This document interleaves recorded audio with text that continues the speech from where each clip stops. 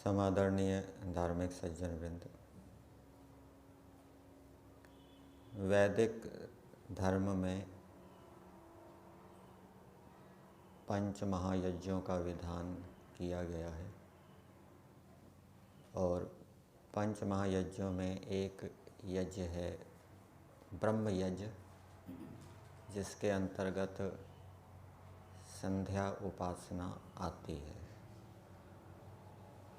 और ये संध्या उपासना सभी आश्रम वालों के लिए है और सभी वर्णों के लिए है। कुछ लोग ऐसा कहते हुए मिलेंगे कि ब्राह्मणों के लिए अलग संध्या होनी चाहिए, क्षत्रियों के लिए अलग संध्या होनी चाहिए, वैश्यों के लिए अलग संध्या होनी चाहिए, लेकिन ऐसा नहीं है। ये सब के लिए है, सब वर्णों के लिए है, सब आश्रमों के लिए है।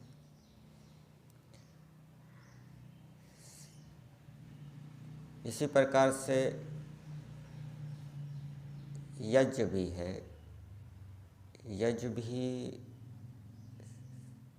सभी आश्रम वालों के लिए है, संन्यास आश्रम को छोड़ दीजिए। और गृहस्थ आश्रम में भी शूद्रों को छोड़कर सभी वर्णों के लिए यज्ञ का विधान किया गया है, अग्निहोत्र का विधान किया गया है। प्रातःकाल और सायंकाल दोनों समय अग्निहोत्र और संध्या करनी चाहिए। जब हम यज्ञ करते हैं तो उसमें आचमन के मंत्र आते हैं 3। पहला मंत्र है ओम अमृतोपस्तरणमसि स्वाहा। दूसरा मंत्र है ओम अमृता पिधानमसि स्वाहा।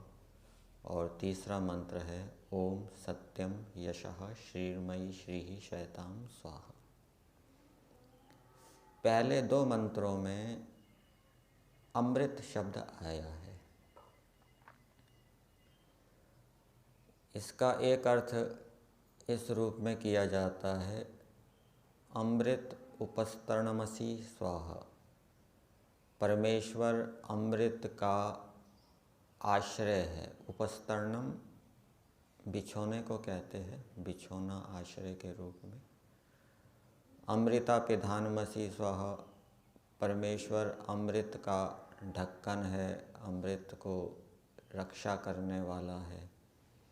अमृत का अर्थ हम स्थायी सुख ले सकते हैं। स्थायी सुख का परमेश्वर आश्रय है, स्थायी सुख की रक्षा करने वाला है।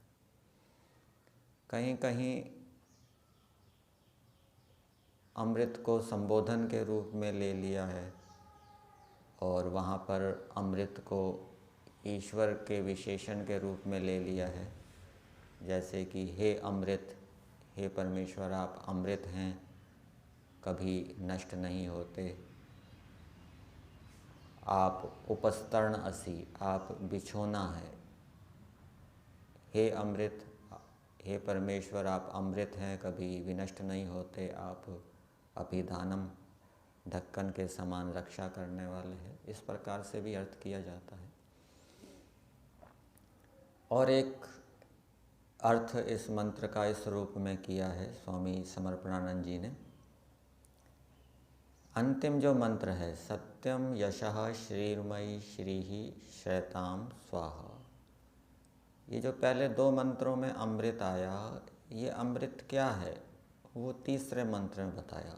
सत्य, यश और श्री, ये अमृत है। और ये अमृत गृहस्थ आश्रम के अंतर्गत जो द्विज होते हैं उनके लिए है। जैसे सबसे पहले सत्य है, ये सत्य ब्राह्मण का अमृत बताया गया है। यश वो क्षत्रिय का अमृत बताया गया है। और श्री वो वैश्य का अमृत बताया गया है। अर्थात ब्राह्मण का ये प्रण होता है कि चाहे उसके प्राण चले जाए लेकिन वो अपने धर्म की रक्षा करेगा। और ब्राह्मण का धर्म क्या होता है? सत्य की रक्षा करना। ब्राह्मण वेद आदि शास्त्रों को अच्छी प्रकार से जानने वाला होता है और वो प्रमाणों से, तर्कों से, वाद विवाद से सत्य को जिताता है। ये उसका प्रण होता है। वो विद्यार्थियों को पढ़ाता भी है। क्षत्रिय का ये प्रण होता है कि वो अपने यश की रक्षा करेगा। क्षत्रिय का यश ये है कि वो न्याय से प्रजा का पालन करे, प्रजा उसके राज्य में दुखी ना हो, कष्टयुक्त ना हो। और प्रजा का पालन तो करे ही, साथ साथ में प्रजा को भी ये विश्वास हो कि ये क्षत्रिय राजा हमारी अच्छी प्रकार से रक्षा कर रहा है। ये यश के रूप में कहा गया है, क्षत्रिय का यश। और तीसरा है वैश्य। वैश्य का यश बताया गया है श्री। श्री शब्द श्री श्रय धातु से बनता है। अर्थात वह वैश्य जिसके पास धन संपत्ति तो है लेकिन वो उस धन संपत्ति को श्रेष्ठ कार्यों में, परोपकार के कार्यों में नहीं लगाता, तो वो धन संपत्ति श्री नहीं है। तो वैश्य का यश ये है कि वो धन संपत्ति कमाकर उसको श्रेष्ठ कार्यों में लगाएं।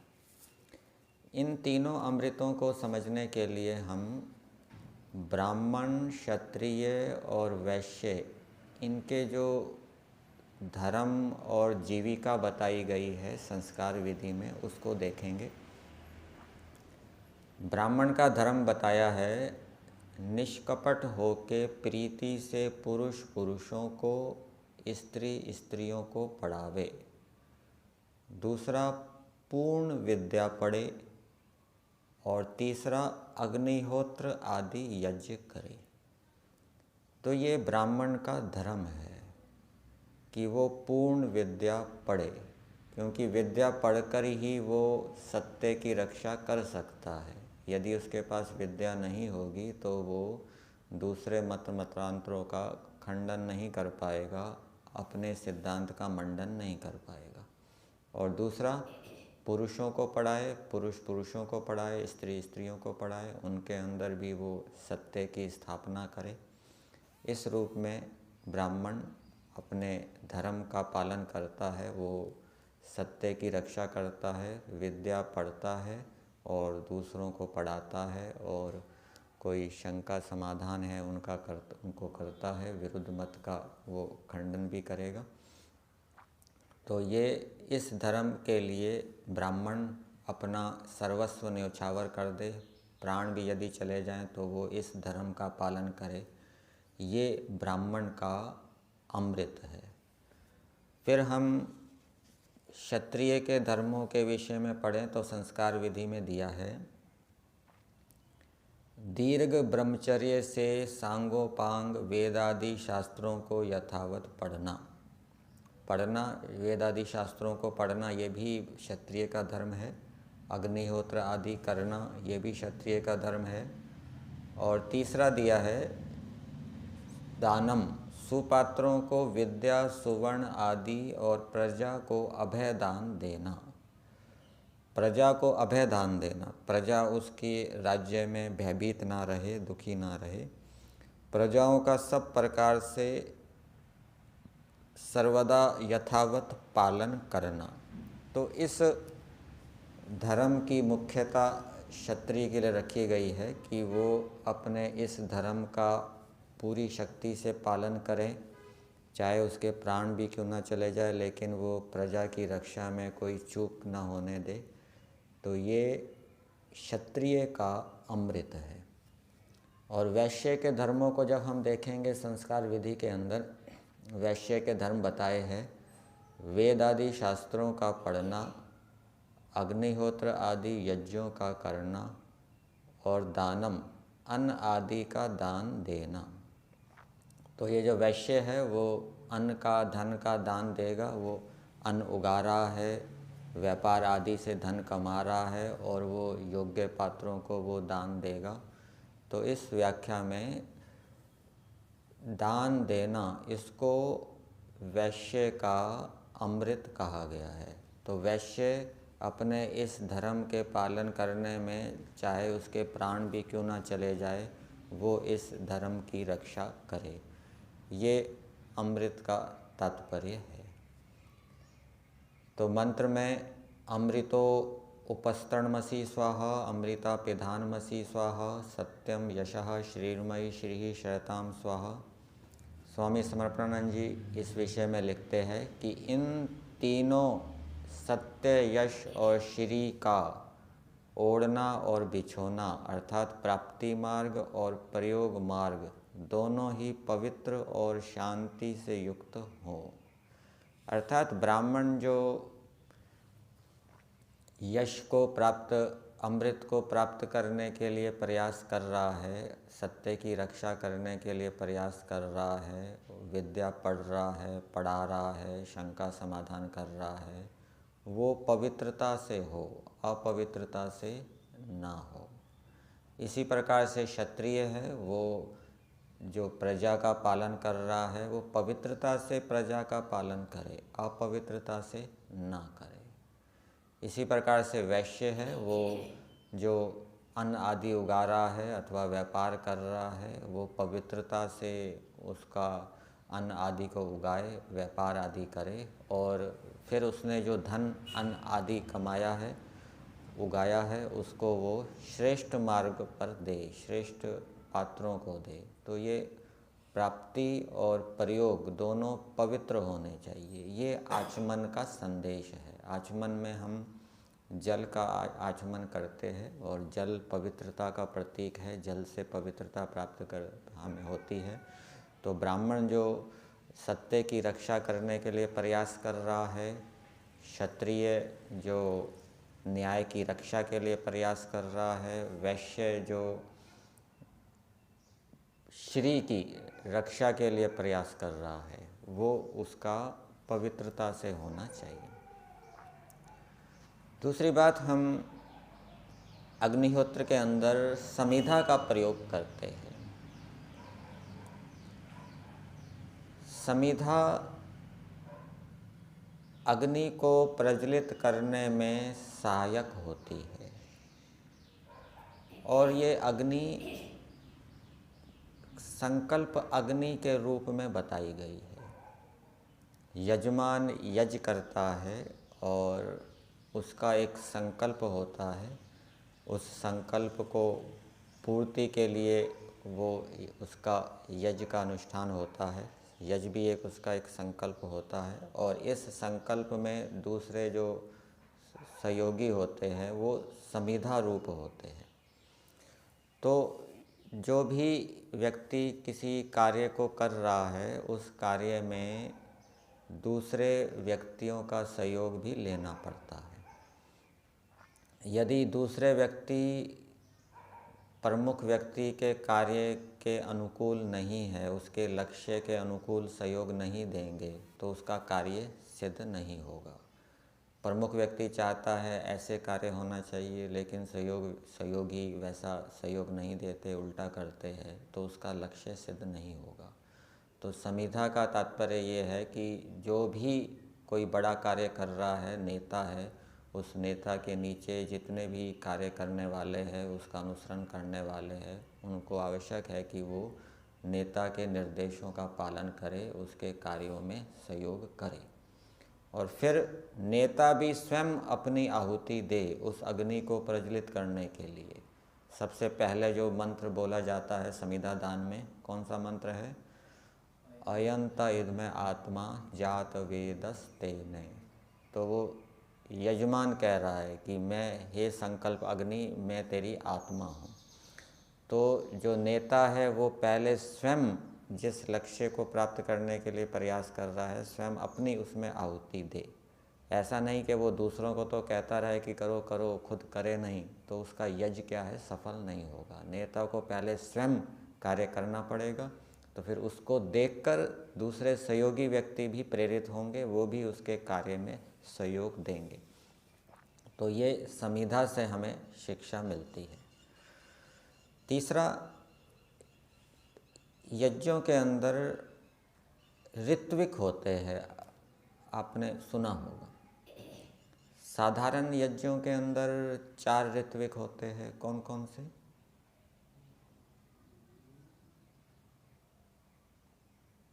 अध्वर्यु, होता, ब्रह्मा और उद्गाता।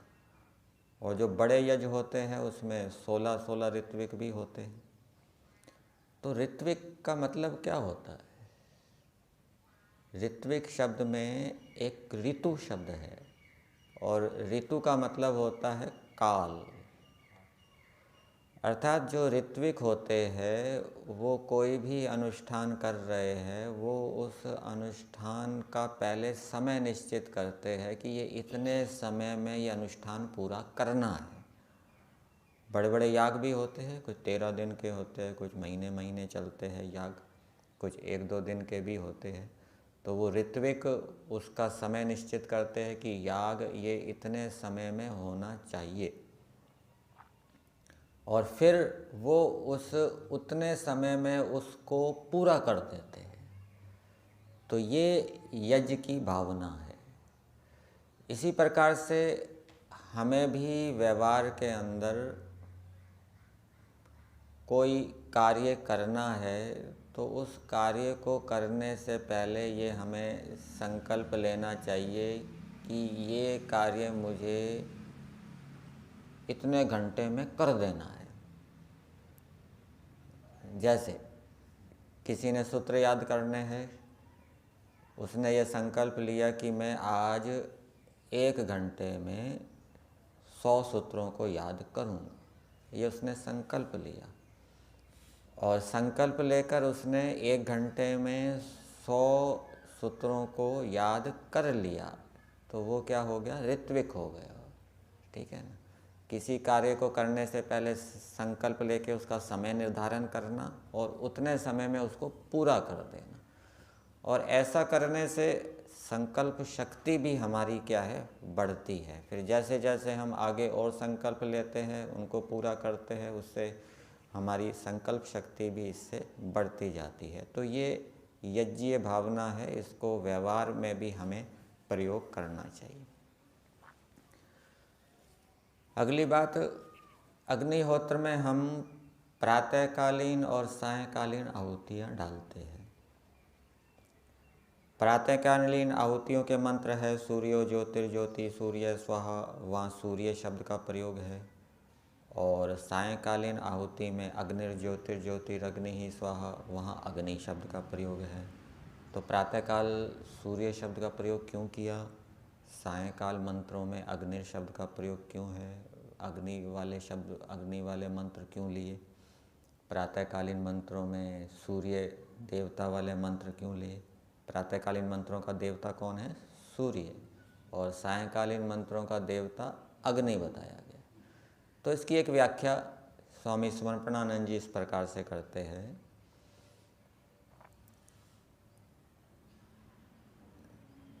कि जो यजमान है वो प्रातःकाल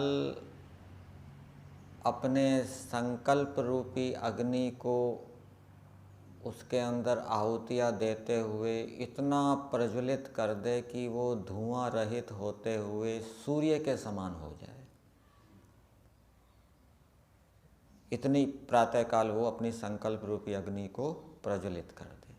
फिर वो दिन भर उस संकल्प को पूरा करने के लिए कार्य करेगा, लेकिन अग्नि तो हमेशा एक जैसी रहती नहीं, धीरे धीरे कभी कभी कम भी हो जाती है, सूर्य भी कभी कभी ढक जाता है, बादल आ जाते हैं। तो फिर ऐसा ना हो कि वो संकल्प रूपी अग्नि बुझ जाए, तो इसलिए वो सायंकाल भी आहुति देकर इतनी तो संकल्प रूपी अग्नि को प्रज्वलित करे कि वो रात को बुझे ना, अग्नि रूप रहे। तो ये भाव बताया गया है। अर्थात यजमान को अपने संकल्प को दिन भर बनाए रखना चाहिए, उसको बुझने नहीं देना चाहिए। और प्रातःकाल विशेष स्वाध्याय से, विशेष चिंतन मनन से संकल्प को लेकर उस संकल्प रूपी अग्नि को बहुत प्रज्वलित कर देना चाहिए। ये भाव अग्नि और सूर्य के साथ बताया गया है।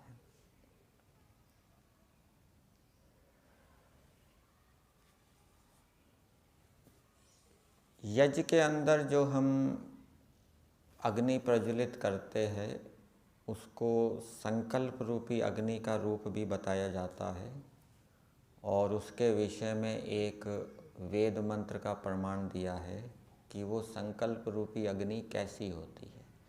यजुर्वेद के 34 अध्याय का 7वां मंत्र है, आकुत्यै प्रयुजे अग्नये स्वाहा। तो यहाँ पर संकल्प रूपी अग्नि की विशेषता बताई है कि जो दृढ़ संकल्प होता है वो अग्नि के समान होता है। जैसे जो अग्नि होती है वो धक्का देती है, अग्नि से गाड़ियाँ चलती हैं ना, अग्नि क्या है, वो वेग उत्पन्न करती है, धक्का देती है। इसी प्रकार से जो दृढ़ संकल्प है, महान उद्देश्य के लिए, बड़े कार्य करने के लिए जो दृढ़ संकल्प होता है, वो उस कार्यकर्ता के अंदर प्रबल वेग से उसको धक्का देता है कि ये कार्य करना है, और उसको आगे बढ़ाने के लिए वो प्रेरणा देने वाला होता है। इसलिए संकल्प हमें लेना चाहिए, व्रत भी लेना चाहिए और संकल्प भी करना चाहिए। और इसके लिए हमारे पास वेद का मंत्र है प्रमाण के रूप में। कौन सा मंत्र है? जिस मंत्र के अंदर व्रत लेने का भी विधान किया गया है और संकल्प करने का भी विधान किया गया है। कौन सा मंत्र है? व्रतपते व्रतम चरिष्यामि तच्छकेयम तन्मे राध्यताम इदम अहम अमृतात् सत्यमुपैमि। व्रतपते व्रतम चरिष्यामि, व्रतम चरिष्यामि, ये वाक्य संकल्प रूप है कि मैं इस व्रत का आचरण करूँगा। तो ये वाक्य दो बातें बता रहा है कि संकल्प भी लेना चाहिए, और किसका संकल्प लेना चाहिए? व्रतों को धारण करने का संकल्प लेना चाहिए। और जो दृढ़ संकल्प होता है वो प्रबल, उसमें शक्ति होती है, वो धक्का देने वाला होता है, प्रेरणा देने वाला होता है, और वो यजमान को आगे बढ़ाता है, कार्य की पूर्ति में वो सहायक होता है। तो ये कुछ बातें यज्ञ से संबंधित बताई। अमृतोपस्तरणमसि स्वाहा, अमृता पिधानमसि स्वाहा। ब्राह्मण का अमृत है कि वो सत्य की रक्षा करे, चाहे उसके प्राण भी क्यों न चले जाए, और सत्य की रक्षा करने के लिए वो विद्या को पढ़ता है, दूसरों को पढ़ाता है। क्षत्रिय का अमृत है कि वो अपने यश की रक्षा करे, यश उसका अमृत है, और इसके लिए वो न्याय से प्रजा का पालन करता है, तो उसकी प्रसिद्धि प्रजा के अंदर हो, इसके लिए वो पूरा प्रयास करता है, चाहे उसके प्राण भी क्यों ना चले जाए, अच्छी प्रकार से वो प्रजा का पालन करता है। और वैश्य का यश ये है कि वो मेहनत ईमानदारी से धन को कमाकर फिर उसको योग्य पात्रों में धन, अन्न आदि का दान देवे। और दूसरा, किसी भी बड़े कार्य को करने के लिए जो बड़ा कार्य करना चाहता है उसको पहले स्वयं अपनी आहुति देनी होती है। तो जब पहले स्वयं अपनी आहुति देगा तो फिर उसके साथ दूसरे लोग भी जुड़ जाएंगे, वो भी उसका सहयोग करना प्रारंभ कर देंगे। और तीसरी बात, किसी भी कार्य को करने से पहले हमें पहले उसका समय निर्धारित करना चाहिए कि इतने समय में मुझे कार्य करना है और उतने समय में उस कार्य को पूरा कर देना चाहिए। ये वेद का विधान है और ऐसा करने से आत्मा की उन्नति होती है। यदि हमने किसी कार्य को करना चाहते हैं, हमने उसके पहले समय का निर्धारण नहीं किया और ऐसे ही अंधाधुंध उस कार्य को प्रारंभ कर दिया, तो फिर उससे सफलता की प्राप्ति नहीं होती, आत्मा की उन्नति नहीं होती। तो ये कुछ बातें।